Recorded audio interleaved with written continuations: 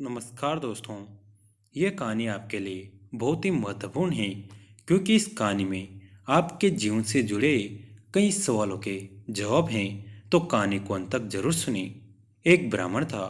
वो घरों पर जाकर पूजा पाठ कर अपना जीवन यापन किया करता था। एक बार उस ब्राह्मण को नगर के राजा के महल से पूजा के लिए बुलावा आया। वह ब्राह्मण राजमहल पर बुलावा पाकर खुशी खुशी पूजा करने गया। पूजा संपन्न कराकर जब ब्राह्मण घर को आने लगा, तब राजा ने ब्राह्मण से एक सवाल किया। हे ब्राह्मण देव, आप भगवान की पूजा करते हैं, तो ये बताइए कि भगवान कहाँ रहते हैं, उनकी नज़र किस ओर है और भगवान क्या कर सकते हैं। राजा के प्रश्न सुनकर ब्राह्मण अचंभित हो गया और कुछ समय विचार करने के बाद राजा से कहा, हे राजन, इस सवाल के जवाब के लिए मुझे समय दीजिए। राजा ने ब्राह्मण को एक माह का समय दिया। ब्राह्मण प्रतिदिन इसी सोच में उलझा रहता कि इसका जवाब क्या होगा। ऐसा करते करते समय बीतता गया और कुछ ही दिन शेष रह गए। समय बीतने के साथ ब्राह्मण की चिंता भी बढ़ने लगी और जवाब नहीं मिलने के कारण ब्राह्मण उदास रहने लगा। एक दिन ब्राह्मण को चिंतित देख ब्राह्मण के पुत्र ने कहा, पिताजी, आप इतने उदास क्यों हैं। तब ब्राह्मण ने कहा, बेटा, कुछ दिनों पहले मैं पूजा कराने राजमहल गया हुआ था। पूजा संपन्न कराकर जब मैं वापस आ रहा था, तब राजा ने मुझसे एक सवाल पूछा था। राजा ने कहा था कि भगवान कहाँ रहते हैं, भगवान क्या कर सकते हैं और भगवान की नज़र किस ओर है। राजा के सवाल का जवाब मुझे उस समय नहीं सूझा, तो मैंने उनसे कुछ समय मांगा था, जिसके जवाब के लिए राजा ने मुझे एक माह के समय दिया था और वह एक माह बीतने वाला है, लेकिन इसका जवाब मेरे पास नहीं है। ब्राह्मण की बात सुनकर उनका पुत्र बोला, पिताजी, इसका जवाब मैं राजा को दूंगा, आप मुझे साथ ले चलिए।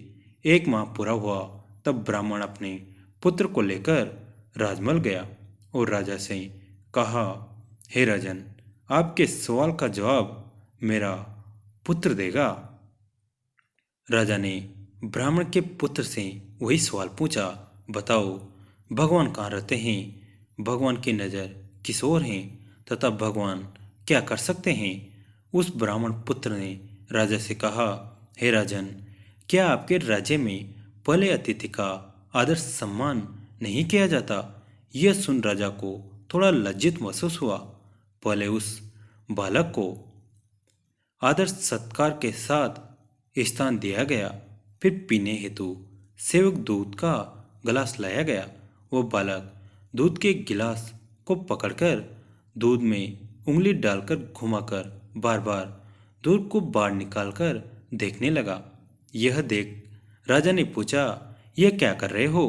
बालक ने कहा, सुना है दूध में मक्खन होता है, मैं वही देख रहा हूँ कि दूध में मक्खन कहाँ है। आपके राज्य में दूध से तो मक्खन ही गायब है। राजा ने कहा, दूध में मक्खन होता है, परंतु वह ऐसे दिखाई नहीं देता।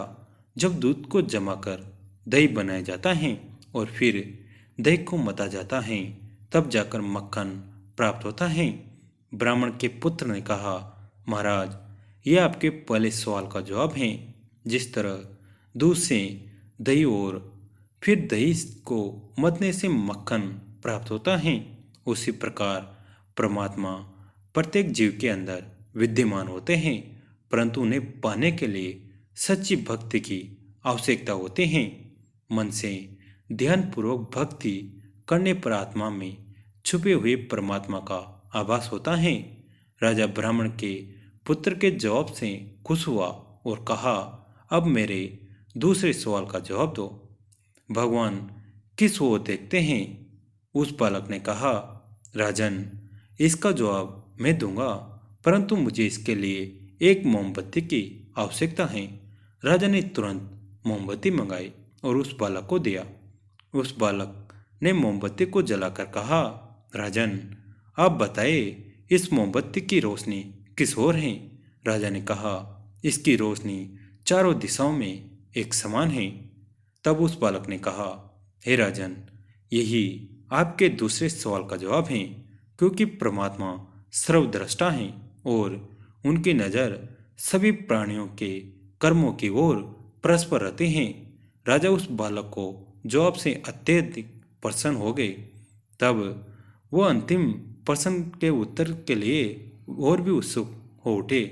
राजा ने कहा, मेरे अंतिम सवाल का जवाब दो कि भगवान क्या कर सकते हैं। बालक ने कहा, हे राजन, मैं इस सवाल का उत्तर अवश्य दूंगा, परंतु इसके लिए मुझे आपकी जगह पर और आपको मेरी जगह पर आना होगा। राजा को तो उत्तर जानने की उत्सुकता थी। वो अपनी सहमति दे दिए। वह बालक राजा के सिंहासन पर जा बैठा और कहा, राजन, आपके अंतिम सवाल का जवाब यह है कि आपने कहा था कि भगवान क्या कर सकते हैं, तो भगवान यह कर सकते हैं कि मुझ जैसे रंग को राज सिंहासन पर बैठा सकते हैं और आप जैसे राजा को मुझ जैसे सवाल के स्थान पर अर्थात राजा को रंग और रंग को राजा बना सकते हैं। यह आपके अंतिम सवाल का जवाब है। राजा उस ब्राह्मण पुत्र के जवाब से अत्यधिक प्रसन्न हुए और उसे अपना सलाहकार बना दिया। भगवान हर एक जीव के हृदय में निवास करते हैं।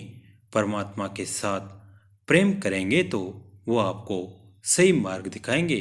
इसलिए हर जीव को पूजा पाठ भजन कीर्तन करना चाहिए, जिससे आप अपने अंदर की उस शक्ति से जुड़ सके जो आपके भीतर ही मौजूद हैं, लेकिन आप उसे पहचान नहीं पा रहे हैं। जय जय श्री राधे। तो दोस्तों, कैसी लगी आज की कहानी कमेंट करके जरूर बताइए। वीडियो को लाइक करें, चैनल को सब्सक्राइब करें, घंटे के बटन को दबाकर ऑल पर क्लिक करें। दोस्तों, इस कहानी को अंत तक देखने के लिए आप सभी का तहे दिल से धन्यवाद।